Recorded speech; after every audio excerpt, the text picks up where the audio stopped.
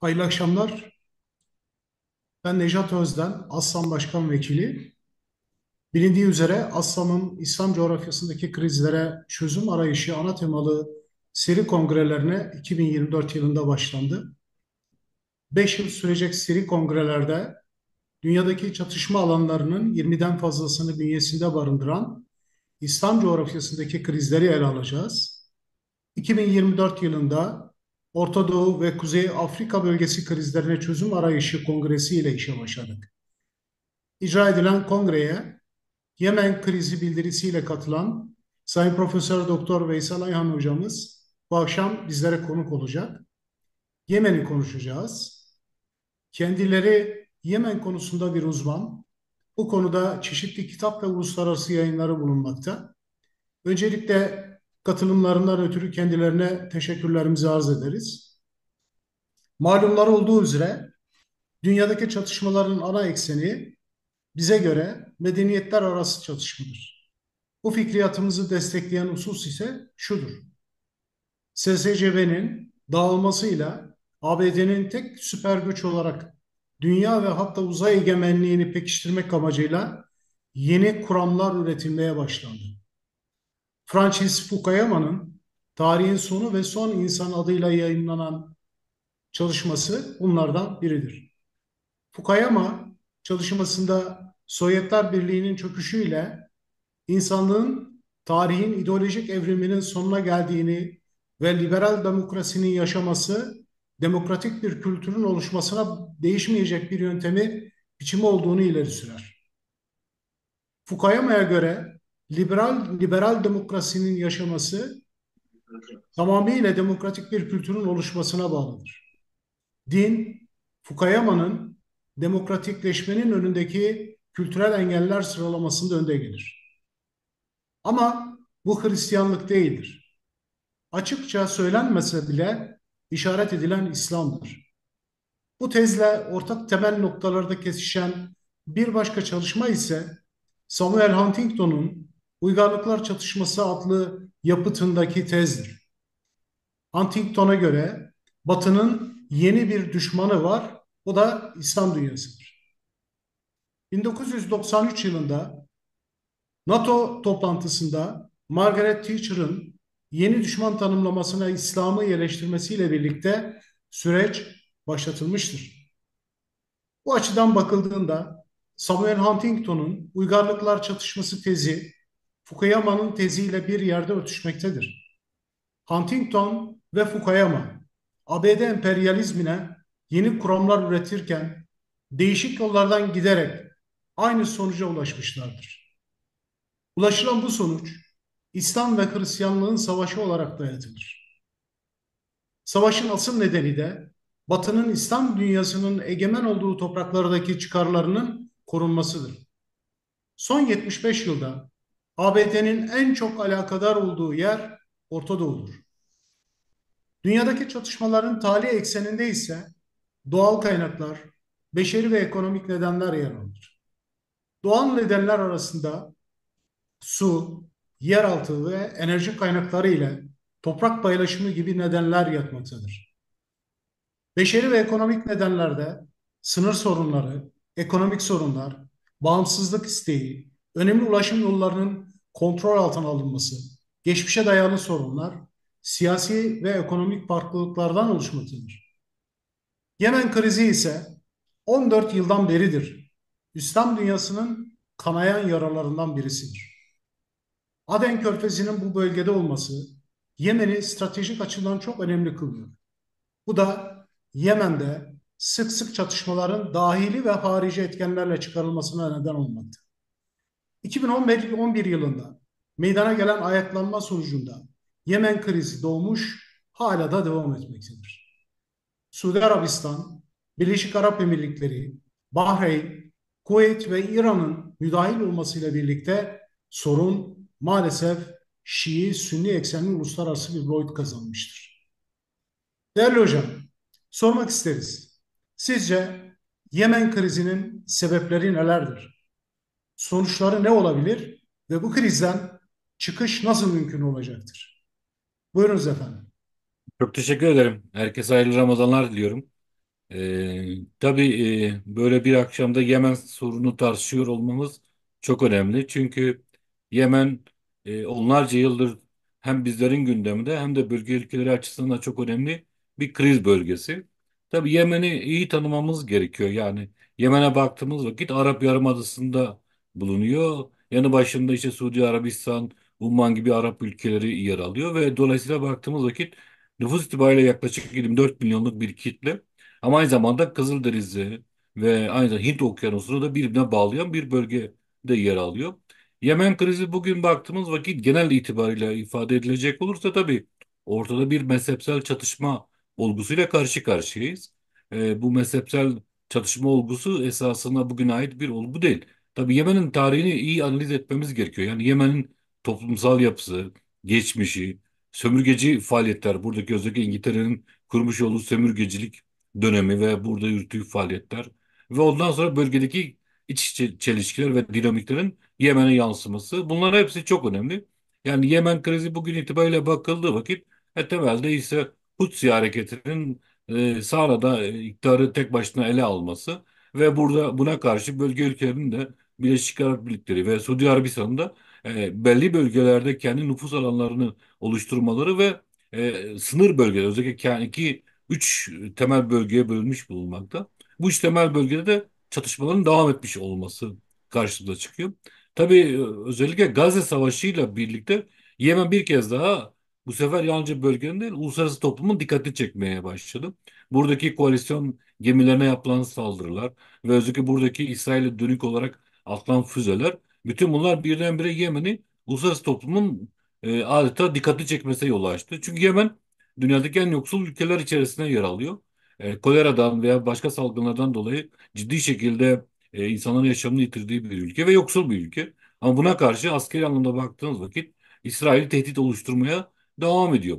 Dolayısıyla bu açıdan bakıldığı vakit Yemen'in bu askeri kapasitesi tek başına geliştirme imkanı yok. Ve Yemen dediğimiz bir ülke kimlerden oluşuyor? Yani Yemen'e baktığınız vakit yalnızca biz Yemen'i sağdadan görmüyoruz. Aden'i göz ardı edemeyiz veya işte Umman'a bağlayan bölgedeki Arap aşiretlerini de göz ardı edemeyiz.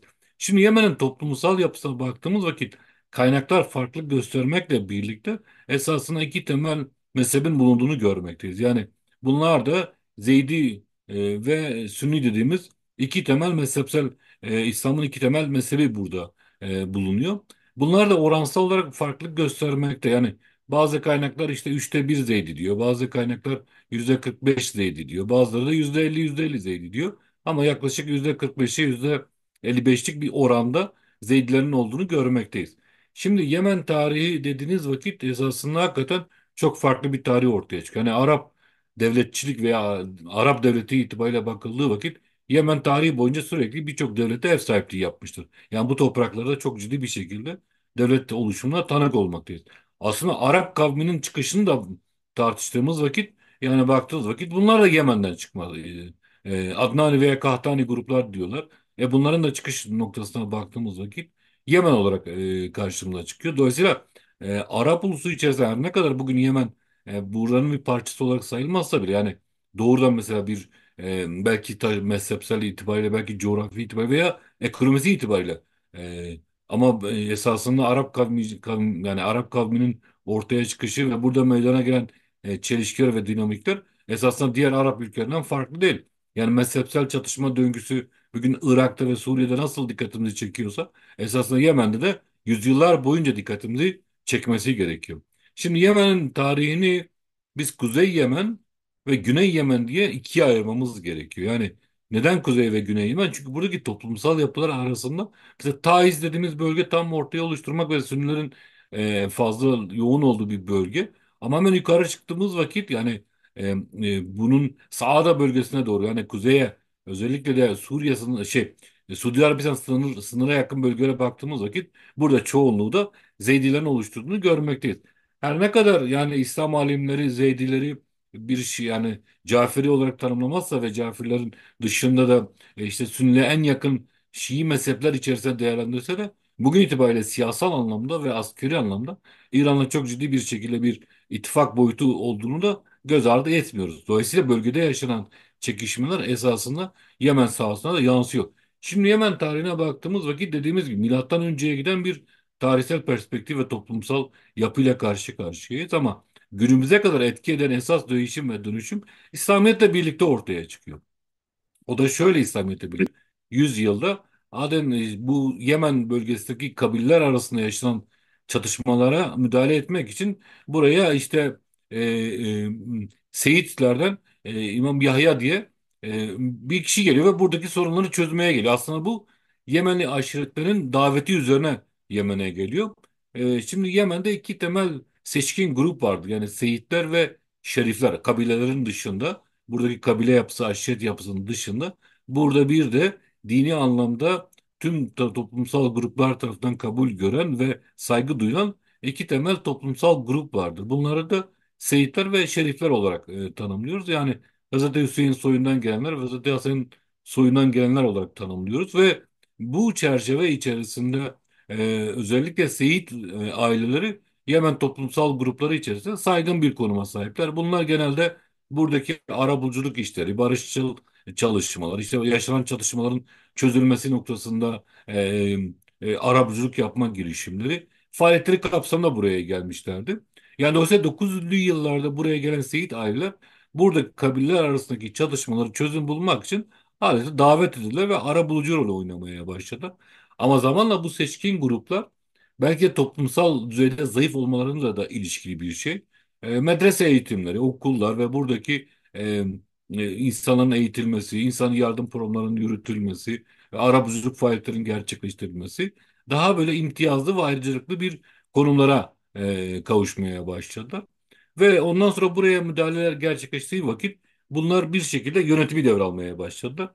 Tabii ilk önce davet üzerine buraya gelen Seyit aileler daha sonra kendi yönetimlerini kurmaya başladılar ve imamet olgusu esasında Zeydilik içerisinde olgunlaşmaya başladı. İmamet olgusu yani bir imamın aynı zamanda siyasal bir liderlik, askeri bir liderlik alması. Yani bu burada Caferilikle bir yakınlaşma söz konusu tabii ki. Yani toplum liderinin imam olması ve imametin de soydan ilerlemesi, o soyun da Seyit ailelerinden gelmiş olması gibi temel argümanlarla bir şekilde Caferilikle bir yakınlaşma görebiliyoruz.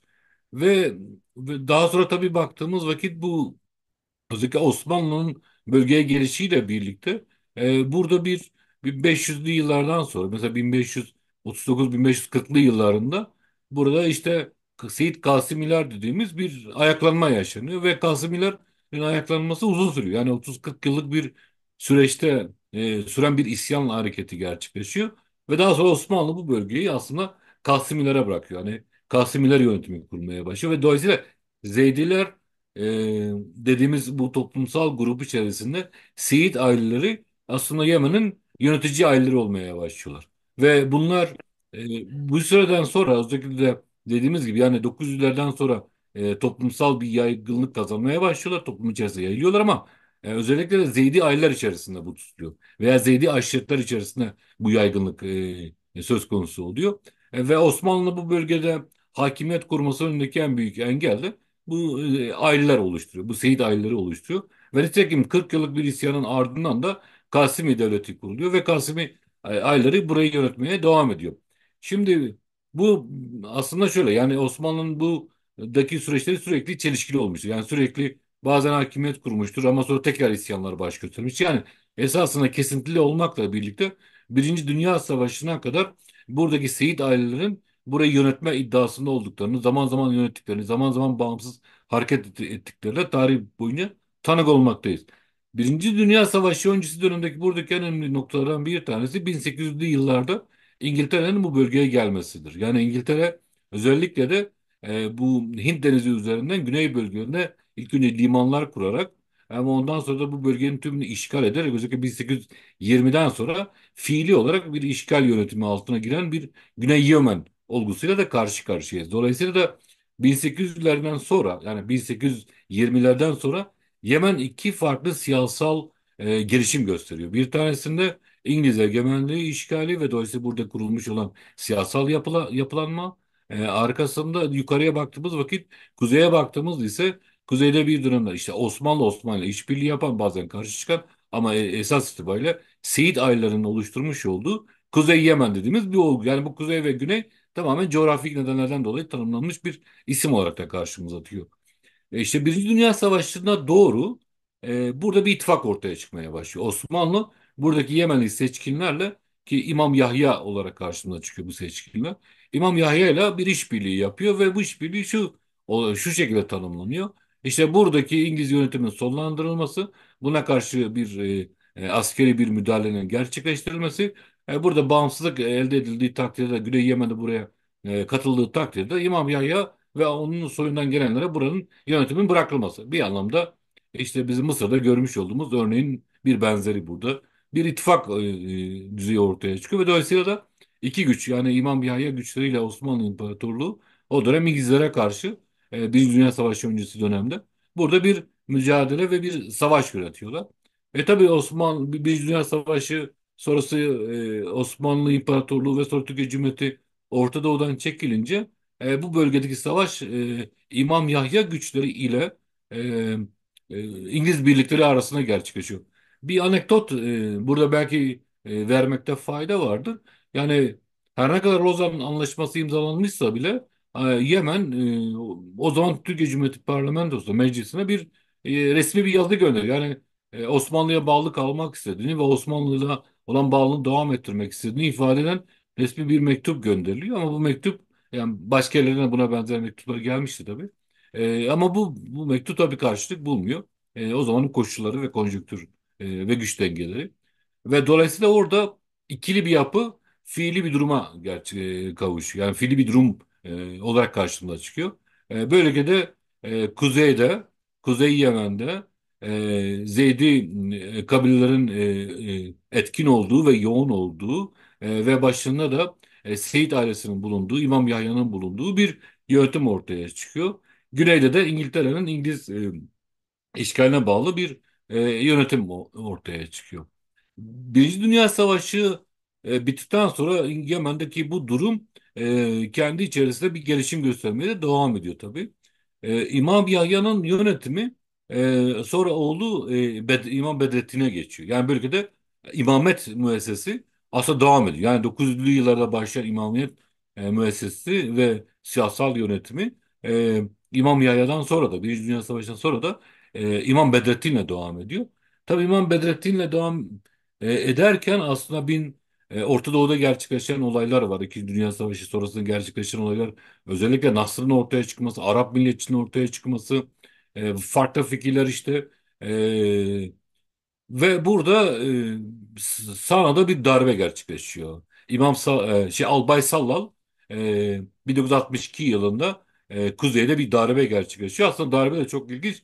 Toplam 6 tankla saraya giriyor ve yönetimi ele geçiyor. Tabii İmam Bedrettin saraydan çıkışı sağlayabiliyor ve Suudi Arabistan'a gidiyor. Ve orada yaklaşık 7 yıl süren bir karşı mücadele gerçekleşiyor. Yani iç savaş dediğimiz bir olgu yaşanıyor. Yani imamet müessesesini tamamen terk etmiyorlar. Sonra yönetimlere yeni insanlar geliyor, zayıflar geliyor, suikastler gerçekleşiyor, şu oluyor bu. Tam bir anlam, yani 7 yıl sonra da tam bir anlaşma sağlanamıyor kuzeyde. En sonunda en zayıf olan kişi Abdullah Salih dediğimiz bir Haşit Kabile Federasyonu'na bağlı bir kişi. E, Ahmarlarla ilişki, ittifak içerisinde. Onu seçiyorlar. Yani diyorlar ki iktidara sen gel. Çünkü ondan önce gelen suikastı oluyor veya öldürülüyor. Abdullah Salih yönetimiyle karşı karşıya kalıyoruz ve Abdullah Salih kuzeyde yönetimi alıyor. Tabii öbür tarafa baktığımız vakit, güneye baktığımız vakit, güneyde ise çok enteresandır. Sovyetlere yakın bir direniş grubu ortaya çıkartıyor. Sosyalist bir grup ortaya çıkıyor ve bunlar bir direniş hareketi gerçekleşiyor. Ve direniş de hakikaten de çok ciddi bir şekilde İngiltere'ye darbe vuruyor ve İngiltere bir anlaşma yapmak, bunlarla bir anlaşma yapmaya çalışmasına rağmen bir anlaşma yapmadan Güney Yemen'i terk etmek zorunda kalıyor. Ve Güney Yemen'i terk edince de bu sefer Güney Yemen sosyalist cumhuriyetler, yani veya sosyalist bir devlet kuruluyor. Yani çok katı bir sosyalist, yani bir yapıya ortaya koyuyorlar. Ve dolayısıyla şöyle bir yapı ortaya çıkıyor. Yukarıda Abdullah Salih yönetimi ortaya çıkıyor. Zayıf bir şey ama nispeten artık çatışmaların zayıfladığı bir yapı. E, Öbür tarafta ise baktığımız vakit güneyde ise sosyalist bir yapı. Nüfusun önemli bir kısmı kuzeyde, çok az bir nüfus var güneyde ve genelde çöl bölgeleri de var güneyde. Ve dolayısıyla bu yapı karşılıklı bir şekilde 1990'lara kadar Yemen'i taşıyor. Yani iki Yemen bu şekilde varlığını sürdürüyor. E, Birçok olay gerçekleşiyor ve bu olayların içerisinde en önemlisi ve belki de şeyi etkileyen Yemen tarihinde önemli bir dönüm noktası Sovyet Sosyalist Cumhuriyetler Birliği'nin çökmüş olmasıdır. Sovyet Sosyet Yani Sovyetler Birliği çökünce bu sefer Güney Yemen'i destekleyen yapı çöküyor. Yapı çökünce zaten ekonomik sıkıntılar var. Çok had safhadaydı. Nüfusu zaten azdı. Askeri olarak da kuzeyden daha zayıf durumdaydı. Ve dolayısıyla iki Yemen'in birleşmesi fikri uzun yıllardır tartışılıyordu. Çok zaman da gündeme geliyordu. Buna dönük olarak ilk kez konjonktür bölgesel ve küresel konjonktür el verdiği için bu yönde adımlar atılmaya başlandı ve iki taraf bir araya geldi ve Abdullah Salih bu ikisinin birleştirilmesi noktasında adımlar attı. 90'larda yapılan görüşmeler bir yıl sonra anlaşmayla sonuçlanabiliyor.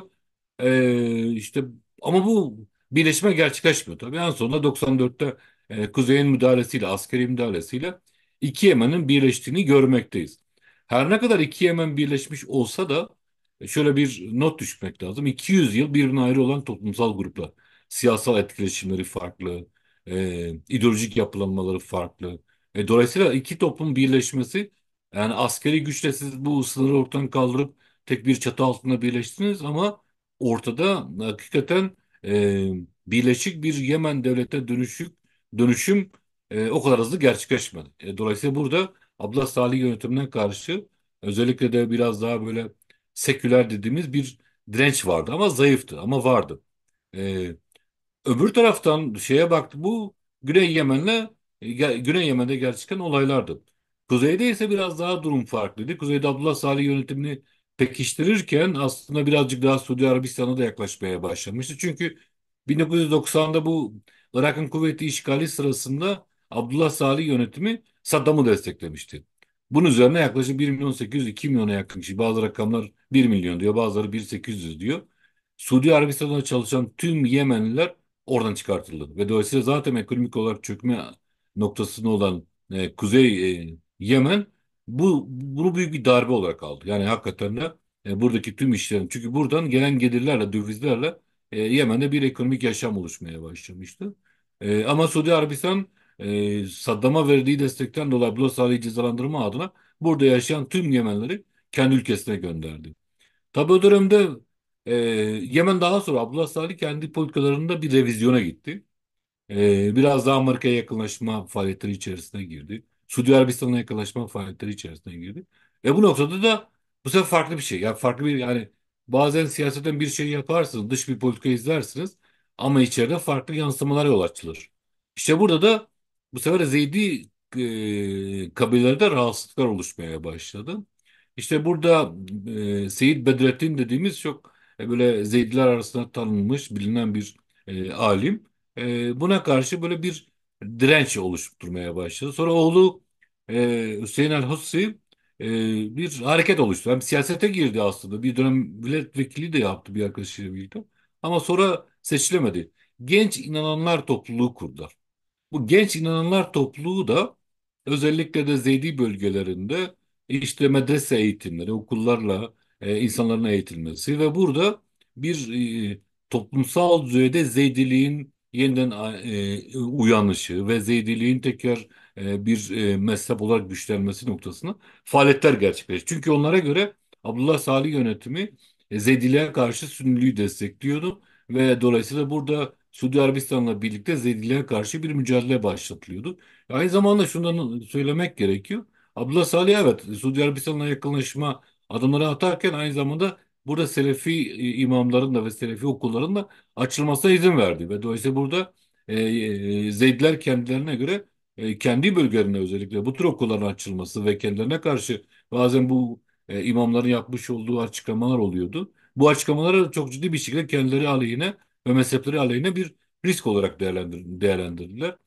Ve bunlar tabii okullarında ve eğitimlerinde temel bazı paradigma olarak sloganları çok netti. Yani özellikle Amerika'ya, İsrail'e ölüm, işte Yahudi karşıtlığı, Amerikan karşıtlığı, İsrail karşıtlığı ve aynı zamanda Zeydiliğin bir ön plana çıkartılması ki bu ön plana çıkartırken de Selefiliğe de bir karşı koyuş olduğunu da not etmemiz gerekiyor.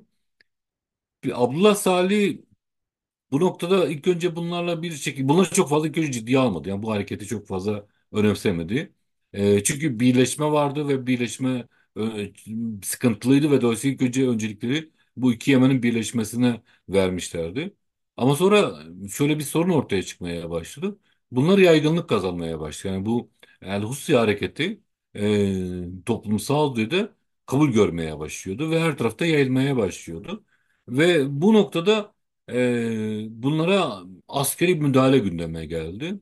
Ve bu müdahale, bu yaşanan olaylarda ilk şeylerde 94'te Hüseyin el-Hutsi yani genç hareketin lideri aynı zamanda Seyyid Bedrettin'in de oğlu e, burada teslim olmadı. Yani daha doğrusu burada çatışmada öldürüldü. Bunun üzerine hani hareketin bitmesi beklenirken bu hareket daha fazla toplumsal gruplar nezdinde meşruiyet kazandı ve yayıldı. E, işte Seyit Yahya, Abdülhaluk bu iki kardeş de bu sefer yönetimin başına geçtiler. Yani ikisi bu sefer yönetimi devraldılar. Biraz Abdullah Salih buradaki baskını arttırdı işte bunların babalarını tutuklattı vesaire oldu ama bu şeye son vermedi. Yani isyana son vermedi. En sonunda çatışmalara dönüştü. Askeri bir çatışmaya dönüştü. Ve bu askeri çatışmalarda biz bunu beş evreye ayırıyoruz. Yani çünkü askeri çatışmalar yaşanıyor. Birkaç ay sonra ateşkes sağlanıyor. Sonra tekrar bir yıl, 2 yıl sonra tekrar çatışmalar başlanıyor. Aslında bu Arap Baharı'na kadar süren bir dönemde sürekli aralıklı çatışmalar, ateşkesler ve çatışmalar dönemleri dediğimiz bir süreç yaşandı. Tabii burada şunu not ettim. Ben peki nasıl İmam Yahya yani daha doğrusu bu Hutsi hareketi çok ciddi yaygınlık kazanmaya başladı. Şöyle aslında yani Yemen'in toplumsal yapısında aşiretçilik önemli. Evet yani Zeydiler saygın bir statüye sahipti. Bu İmam Yahya hatta Kasimiler döneminde yani Osmanlı döneminde daha öncesine 900'lü yıllarda Seyyid Yahya'ya kadar giden bir süreçte saygınlıkları vardı. Toplum bunları saygın olarak görüyordu. E, Ama şeyden sonra özellikle de baktığımız vakit bu kabile yapısına baktığımız vakit burada federasyon yani kabile federasyonu dediğimiz iki tane temel yapı var karşımızda Yemen'de. Kuzeyde var. Ben bunları derken bunlar Kuzey Yemen'e geçerli. Burada da şöyle bir şey vardı. Bakil ve Haşit kabile konfederasyonları vardı. Bunların altında da onlara bağlı küçük yapılar vardı. Aslında şöyle demek lazım. Haşit Aşiretler Birliği karşısında da Bakil Aşiretler Birliği vardı. Seyitler e, Ali Salih Haşitlere bağlıydı ve dolayısıyla burada bunların işte siyasetten yükselmesi, arıcalıklar elde etmesi, askeri korumlar elde etmesi. Öbür taraftan Bakil Aşiret Konfederasyon'a bağlı kabileler ise genelde dışlanmışlardı. Yani çok fazla sistemde ayrıcalıklı bir konum elde etmemişlerdi. Genelde kuzeyde Saada bölgesinde yaşarlardı ve şey değildi yani çok fazla bir ekonomik olarak da kalkınma sağlamamışlardı. Dolayısıyla zaten bu aşiretlerin bir kısmı bunlara sahip çıktı. Yani Bakil aşiretler ve ona bağlı tüm kabile birimleri veya birlikleri diyelim. Bunların tüm bu seyitlerin yapmış olduğu isyanı desteklediler. Onlarla birlikte hareket ettiler ve orada onlara koruma sağladılar. Tabii yapı yani merkezi hükümet buraya askeri operasyonu yapınca bu sefer Seyitlerin bir askeri gücü yoktu. Burada bu gücü oluşturan Haçlılar Birliği'ydi. Ve dolayısıyla Haçlılar Birliği ile diğer Haçlılar arasında çatışmalara dönüştü ve böylelikle de iç savaş sonu gelmeyecek bir isyana ve bir mücadeleye dönüşmeye başladı. Bu nereye kadar devam etti? Tabii dediğimiz gibi yani Arap Baharı'na kadar ki süreçte bu aralıklı bir şekilde çatışmaların devam ettiğini görmekteyiz. Ve hepimizin de tanık olduğu ve bildiği üzere 2011 yılında Arap Baharı dediğimiz bir olguyla karşı karşıya kaldık. Yani 2010 aralığında Tunus'ta başladı. İşte Tunus'ta başlayan hareket sonra Mısır'a gitti. Mısır'da başlayan hareket bir baktık Bahreyn Yemen'e yansıdı. Tabii o zaman herkes söyledi işte hani demokratikleşme işte burada özgürlük talepleri şu bu talepleri aslında bu böyle değildi. Yani Yemen'i biz o zaman da söylüyorduk. Yani Yemen'i ayrı değerlendirmemiz gerekiyor. Çünkü Yemen'deki çatışma dinamiği şeyden farklı. Yani bir Mısır'daki bir Tunus'takinden çok farklı bir yapı. toplumsal yapıları da farklı, çatışma dinamikleri de farklı ve burada bu tüm güçler yani güneydekiler, seküler olan yapılar, güneyde yaşayan aşiretler. Çünkü neden bir devlet içerisinde devleti yönetirken birdenbire üçüncü, dördüncü sınıf vatandaş konumuna düştü. Güneydekiler özellikle, Güney Yemen'de yaşayanlar. Bunların zaten talepleri vardı. Yani bunların talepleri barışçıl ve demokratik yöntemlerle ortaya koyuyorlardı. Askeri yöntemlerle ortaya koymuyorlardı. Kabilelerin zaten talepleri vardı. Bunlar bazen askeri, bazen de barışçıl yönden taleplerini ortaya koyuyorlardı. Hutsilerin zaten askeri ve siyasal talepleri vardı. Yani askeri bir karşı koyuşları vardı ve siyasal talepleri vardı. Arap Baharı'nda bunlar birleşti. O yüzden biz Arap Baharı'nda şunu gördük. Yani Sana'da işte yüz binlerin katıldığı işte özgürlük istiyoruz vesaire gibi biz gösteriler gördük. Ama bunu dışarıdan tanımlarken evet bu Araplar, buradaki yaşayan Araplar özgürlük istiyor. Evet özgürlük istiyor ama hepsinin ajandası farklıydı. Hepsinin gündemi farklıydı. Hepsinin sorunları da farklı bir döneme dayanıyordu. Yani dolayısıyla burada ilk önce bölge ülkeleri, özellikle Körfez ülkeleri Abdullah Salih'e baskı uygulayarak yönetimi devretmesini sağladılar. Abdülhadi yardımcısı yani Cumhurbaşkanı yardımcısı Abdülhadi vardı. Ona devrettiler. Şimdi Abdülhadi Mansur Abdülhadi zayıf bir iktidara sahipti. Yani çünkü onu destekleyen bir güç yoktu. Yani Abdullah Salih Hamdi Zekiri hem birçok bölge dengelerini çok iyi biliyordu. Ülke içi dengeleri de çok iyi hesaplıyordu. Yani kolay değil. 78'den beri iktidarda kalmış bir kişiden bahsediyor. Yani 78'den önce ondan önce iktidara gelenler ya suikastle gitmişler veya çok az süre ayakta kalabilmişlerdi. Abdullah Salih hakikaten onun yani birçok kişi onu şöyle tanımlardı. Yani Orta Doğu'nun tilkisi gibi. Yani o kadar çok strateji geliştiriyordu ki e, yani çok coğrafyası, ekonomik yoksulluk, çatışmalardan ayakta kalmış. İki Yemen'i birleştirmiş. Bir dönem Saddam'la ittifak ediyor ama birkaç ay sonra Amerikan tarafına kayabiliyor vesaire. Dolayısıyla çok şeydi yani pragmatisti ve hızlı bir şekilde de ülkesine dönük ve iktidarına dönük olacak politikaları da hayata geçirmeyi başarıyordu. Özellikle de kendi iktidarını koruma noktasında başarılı bir siyaset izliyordu. Ama işte dediğimiz gibi Arap Baharı'nda bu tür bir okuma olunca burada da yönetimi değiştirmeye gittiler. Özellikle Körfez Arap ülkeleri bu yönetimin değiştirilmesinde hakikaten çok rol oynadılar. Ve burada yardımcısı da devletler. Tabii yardımcısı zayıftı. Yardımcısı zayıf olunca da bu zafiyet diğer güçlerin merkezde toparlanmasına ve merkezde daha etkin bir güç hane dönüşmesini beraberinde getirdi. Abdullah Salih burada bir ara suikaste uğradı. Suudi Arabistan tedavi gördü çıktı. İkili bir tekrar iktidara gelme stratejisi izlemeye başladı. Bir dönemler işte Hutsi hareketiyle işbirliği yaptı. Bunlara açık destek verdi. Bunların merkeze yani başkente gelmesine e, ve bunlara ittifak etti. Bunların başkente gelmesini sağladı.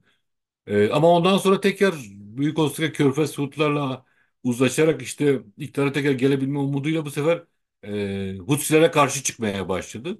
Hutsileri eleştirmeye başladı. Ve Aralık 2017'de de bir suikast sonucu hepinizin de bildiği gibi e, öldürüldü. Ve öldükten sonra artık bu sefer Yemen'de iktidar aslında tamamen Hutsi hareketinin denetimine geçti. Yani Hutsiler başkenti ele geçirdiler. Diğer tüm muhalif güçleri bölgeden çıkarttılar ve yaygınlık yayılmaya başladılar. Ama Mansur da Aden'e gitti. Orada Körfez ülkelerinin desteğiyle bir yapı oluşturdu. Güney'in bir kısmında Birleşik Arap Emirlikleri'ne bağlı bir yapı ortaya çıktı ve bunlar askeri olarak, siyasi olarak Birleşik Arap Emirlikleri ortak hareket etmeye başladılar. E, Umman'a giden sınır bölgesindeki o çöl bölgesinde Suudi Arabistan'a yakın birlikler bir yapı oluşturdular. Ve ama ana merkez nüfusun çoğunluğu ve kaynakların önemli bir kısmı kuzeyde kaldı. Ve kuzeyde de Husiler kendi güçlerini kurdu. Ve Husiler böyle ortaya çıktı. Bu savaş tamamen bitti mi? Hayır bitmedi. Ama güneydeki Yemenli güçlerin tek başlarına kuzeydeki Husi hareketini sonlandırması şu anda askeri anlamda mümkün gözükmüyor. Her ne kadar Körfez ülkeleri askeri bir müdahale yapsa da ve daha sonra bu İsrail'den kaynaklı bir şekilde koalisyon güçleri de Yemen'e bir müdahale gerçekleştirse de şu anda Hutsi hareketi varlığını sürdürüyor. Askeri olarak da teknolojik olarak da İran'dan transfer etmiş olduğu füze sistemiyle birlikte bölge ülkeleri açısından bir tehdit oluşturuyor. Yani bazen Riyad'ı vurabiliyor. Mesela İsrail'den önce, bu Gazze Savaşı'ndan önce Riyad'a füzelerin düştüğünü görmekteydik. Yani füzeler Riyad'ı vurabilecek bir güce sahiptir. Dolayısıyla burada bölge açısından Yemen, İran'la ortaklaşmış, Kuzey Yemen, İran'la ortaklaşmış, askeri ve siyasi olarak bir ittifak kurabilmiş. Ama mezhep olarak bunların 12 Caferiliği veya Şiiliği tamamen bir toplumsal yapı olarak kabul ettiğini söyleyemeyiz. Ama siyasi ve askeri olarak bir yakınlaşma olduğunu söyleyebiliriz. Burada görebiliyoruz. Diğer taraftan da Suudi Arabistan, Birleşik Arap Emirlikleri gibi iki temel ülke de burada kendilerine yakın toplumsal gruplarla bir siyasi ve askeri yapı ortaya koymuşlardır. Ve dolayısıyla burada varlıklarını sürdürmekte. Dolayısıyla bugün Yemen üçlü bir yapıyla karşımıza çıkıyor. Her ne kadar ADN zayıf bir yapı varsa da esasında temelde üçlü bir yapıdır.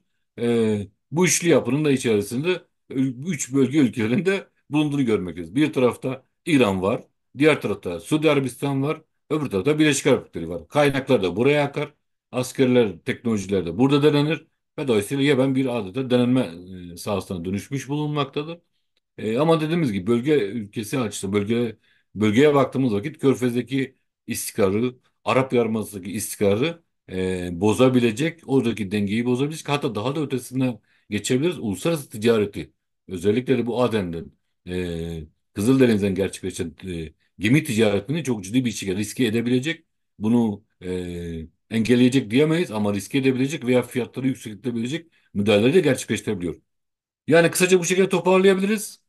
Sorular gelirse veya derinleşmemiz gereken bir konu olursa veya bir yer olursa oradan devam edebiliriz. Peki. Ağzınıza sağlık. Çok güzel ifade ettiniz hocam. Ee, Şimdi tabii benim bir sorum olacak. Ee, Özellikle bu direniş ekseni tarafında Yemen'in İsrail'e bazı füzeler gönderdiğini görüyoruz. Lakin çok da etkili olamıyor. Bu konuda ne düşünüyorsunuz? Yani Yemen'in e, bu tepkileri Yemen'le ilgili Batılı emperyalist güçlerin, Amerika'nın, İsrail'in daha fazla Yemen'e müdahalesini gerektirebilir mi veya müdahalesine sebep olabilir mi? Birinci sorum bu olacak hocam. İkincisi de Türkiye malum biliyorsunuz hem Afrika'da hem Kafkasya'da hem de Balkanlarda ciddi rol üstlenmiş durumda. Buralardaki krizlere müdahaleleri söz konusu oluyor. Yine aynı şekilde Yemen'deki krize de Türkiye'mizin e, barışçıl anlamda bir müdahalesi söz konusu olabilir mi? Buradaki krizin sonlandırılmasına etkide bulunabilir mi? Şimdi Teşekkür şöyle, teşekkür ederim. Yani Yemen tarihine baktığımız vakit Yemen'de de bulundum hakikaten de. Çok zor bir coğrafya yani. İnsanları da çok zor, coğrafyası da çok zor bir yer. Ee, Yani Yemen'e dışarıdan bir işgal, özellikle kuzey açısından çok zor. Yani şundan dolayı çok zor. Yani burayı işgal edebilirsiniz ama kalıcı olamazsınız. Çünkü isyanlar devam eder. Tarih bunu göstermiştir. Yani Yemen, özellikle kuzey açısından diyorum yani. Yani kuzey bölgesini çok dağlık bir bölge. Ekonomik kaynakları zaten yok orada. Dolayısıyla burayı işgal eden herhangi bir uluslararası güç müdahale edebilir. Evet, bu bombalayabilirsiniz. Füze atabilirsiniz. Hava bombardımanı vesaire yapabilirsiniz. Ama işgal dediğimiz olgu başka bir şey. Ve bence şu anda Kuzey Yemen'in işgali düşünülen, tasarlanan bir şey olmaktan uzak. Çünkü dediğimiz gibi burayı işgal edebilirsiniz ama tutunamazsınız. Çok zor. Yani çünkü burada bir sürekli dışarıdan gelen herkese karşı, Roma'ya karşı bunları isyan etmişler. Roma burada edemiyor. Persler gelmiş, burada tutunmuş. Sonra buna karşı bir direniş. Onları oradan çıkartmışlar vesaire. Yani dolayısıyla tarih boyunca bütün büyük güçler burada egemen olma girişimleri genelde başarısızlıkla uğramış ve sürekli isyanlara karşı karşıya kalmış. Buradaki aşiret yapıları biraz daha doğanın vermiş olduğu bir şey var. Yani dağlık bölgede yok yani az kaynaklarla varlığını sürdürüyor. Dolayısıyla burada savaş bir şey gibi yani normal bir şeymiş gibi. Yerle işgal olduğu vakit isyan onlar için çok normal bir şeymiş gibi geliyor. İkincisi bu füzelerin etkinliği tartışması. Yani önemli olan burada şu, tabii etkinlik dediğiniz vakit yani füzeyle bütüncül olarak İsrail ama sonuçta demir kubbeyi geçen füzeler vurdular. Yani İsrail'de araziye değen toprağa da füzeler atabildiler. Yani tabii bu onların attığı füzeler Yemen'in ürettiği füzeler değil. Yani bunları not etmemiz gerekiyor. Yani Yemen'in askeri teknolojisi ve ekonomik kaynakları ortada. Yani çok büyük bir teknolojik bir ülkeden bahsetmiyoruz yani. Bunlar İran teknolojisi ve İran yapımı ve İran'ın veya burada yapmış olduğu teknolojilerdir. Ve zaten İran daha sonra kendisi de bunları kullandı yani. Süpersonik füzelerin atılması vesairenin atılması. Bunlar İran'ın geliştirmiş olduğu, İran'ın vermiş olduğu füzelerdir. Dolayısıyla İran üzerinden giden füzelerdir bunlar. İran kendisi doğrudan cepheye şeye girmemek için yani ana aktör gözükmemek için Yemen'i kullanıldı. İşte Hizbullah vesaire gibi Hutsi hareketi, Hizbullah hareketi bunlar bu şekilde kullanılıyor. E, Dolayısıyla bu daha çok Yemen'e müdahale gerektiriyor. Yemen'e yapılan müdahaleler Hutsi hareketinin toplumsal meşruiyetini güçlendiriyor. Binlerce, yüz binlerce insan sağlığına İsrail karşıtı, Amerikan karşıtı gösteri yapıyor. Toplumsal yapıya baktığınız vakit daha güçlü bir toplumsal yapı ortaya çıkmaya başlıyor yani. Onların gücünü pekiştiriyor, güçlendiriyor. Daha çok birlikteliklerini de arttırıyor. Yani biraz farklı bir durum ortaya çıkartabiliyor. Yani çözülmeye yol açmayan. Yani biz bunu yaptık işte Yemen yoksullaştı, fakirleşti. Zaten yoksul bir ülkeden bahsediyoruz yani. Ekonomisi bozuldu. Zaten ekonomisi bozuldu. Ekonomisi olmayan bir sınır bölgelerinde bir petrol ortaya çıktı ama üretimleri çok güçlü olmadı. Çok güçlü kaynak rezervler olarak ortaya çıkmadı. Yani bu kaynaklar yetersiz kaldı. Suudi Arabistan açısından da baktığınız vakit yani bu bölgedeki artan silah teknolojisi, savaş aynı zamanda silah teknolojisinin artması da beraberinde gidiyor. Riskin de büyümesi beraberinde gidiyor. Aslında her ne kadar İsrail'i vursalar da Yemen'in en büyük riski Suudi Arabistan'ı oluşturuyor. Dolayısıyla en büyük çekinceyi Suudi Arabistan'a yaşıyor. Çünkü hemen sınır komşusu ve dolayısıyla burada gerçekleşen teknolojik atılımları veya atılan füzeler aslında Riyad'ın veya Hassa bölgesi dediğimiz petrol bölgesinin de güvensizleşmesi anlamına geliyor. Öbür taraftan deniz ticareti, petrol ticaretinin güvensizleşmesi anlamına geliyor. Birinci soruya bu şekilde cevap verebiliriz. İkincisine baktığımız vakit şimdi Yemen hatırlarsak şeyi söylemiştik hani e, Osmanlı sonrası dönemde Türkiye bağlılığını bildiren bir resmi mektup gündeme getirmişlerdi. O zaman Yemen'de şu vardı yani bizim gittiğimiz vakit de görmüştük. Yani Yemen'de e, Osmanlı'dan kalan askerler oradaki ilk askeri yapıyı oluşturmuşlar. Yani İmam Bedrettin sarayında e, pardon İmam Yahya ondan sonra oğulları bunların şeyine baktığımız vakit aslında Osmanlı subaylarından Dışişleri Bakanı Osmanlı subayıydı. Askeri yapısı Osmanlı subayıydı. Yani dolayısıyla Osmanlılar modern Kuzey Yemen'in kurulmasındaki ana aktörler olmuşlardı ve dolayısıyla çok ciddi bir şekilde Türkiye'ye dönük bir şey vardı. Olumlu bir yaklaşım vardı. Ama daha sonra bu bölgedeki yaşanan değişim yani çok önemli bir şekilde Yemen hafızasını da etkiledi. Yemen'deki durumu da etkiledi. Arabuluculuk rolü oynayabilmek şu anda çok sıkıntılı çünkü dediğim gibi Birleşik Arap Emirlikleri, Suudi Arabistan ve İran yani bu üç ülkenin de kabul edeceği bir arabulucu rolü ortaya çıkması gerekiyor. Üç ülkenin kendi içerisinde Yemen'in paylaşacaklar mı, bölüştürecekler mi, birleşik bir Yemen mi ortaya koyacaklar? Henüz bu vizyonda bir şey göremiyoruz, bir okuma yapamıyoruz. Yani bu üç ülke Yemen'i bölecek mi, Yemen'i birleştirecek mi, Yemen'i parçalayacak mı? Ne yapacaklar? Yani bunların vizyonları daha net değil, daha net ortaya çıkmadı. O yüzden birazcık daha bu sürecin devam edeceğini öngörmekteyiz. Henüz Yemen'de bir çözüme kavuşabilmesi, Yemen'in bir çözümle sonuçlanması e, yakın tarihte gözükmüyor maalesef.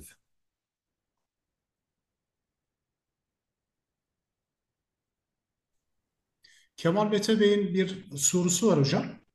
Evet. Mikrofonu açıyoruz ve Kemal Bey kendileri soruyu takdim edebilirler. Buyursunlar efendim. İyi akşamlar. Sayın Hocama sunumu için çok teşekkür ederiz. Bayağı aydınlatıcı bilgiler edindik.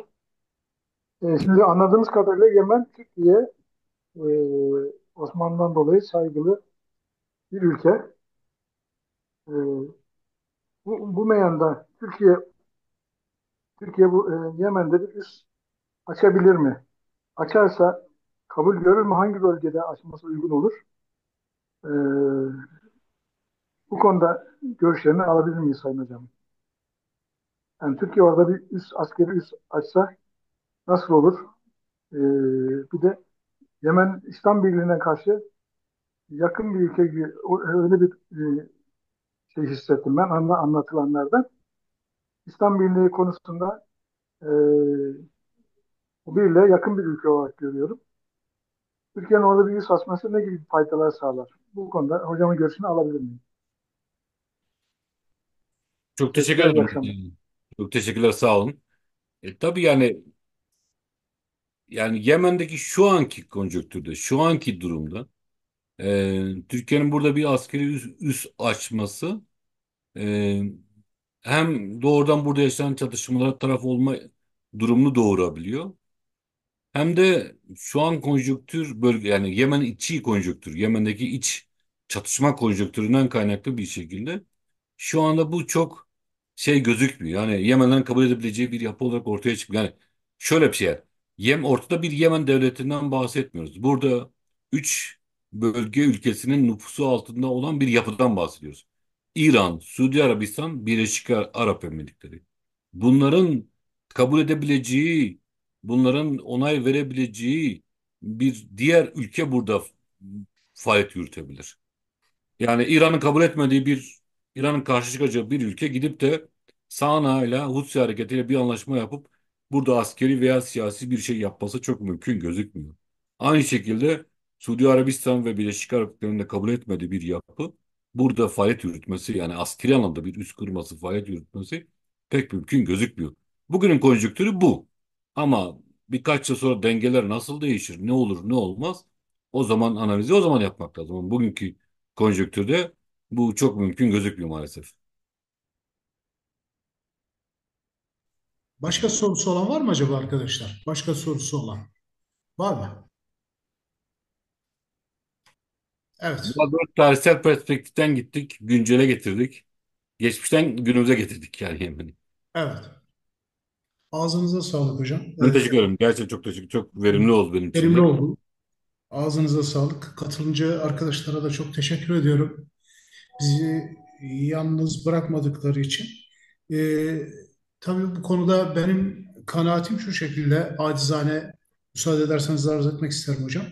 Tabii Suriye'de de yakın zamana kadar benzer bir durum söz konusuydu. Belki iç dengeler biraz farklıydı ama Türkiye'nin tabii e, Suriye'ye komşu olması ve Suriyeli kardeşlerimizi himaye ediyor olmasının da çok büyük etkisi vardır tabii ki ama şu anda Suriye'de bir barış ortamı eğer oluşacaksa bunda baş etken Türkiye'dir.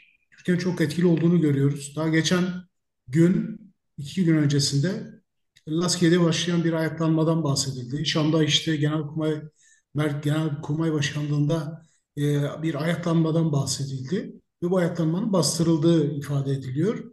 Netice itibariyle Türkiye'nin Suriye gibi karmaşık bir coğrafyada bu kadar etkili olduğu günümüzde ben inanıyorum ki barışçıl köprülerle ve tarihten gelen işte Osmanlı ecdadımızın Yemen'de oluşturmuş olduğu bu adalet, şefkat ve merhamet medeniyetinin etkilerinin önümüzdeki günlerde Türkiye Cumhuriyeti Devleti'nin de dış politikasında çok etkili olacaktır diye düşünüyorum ben.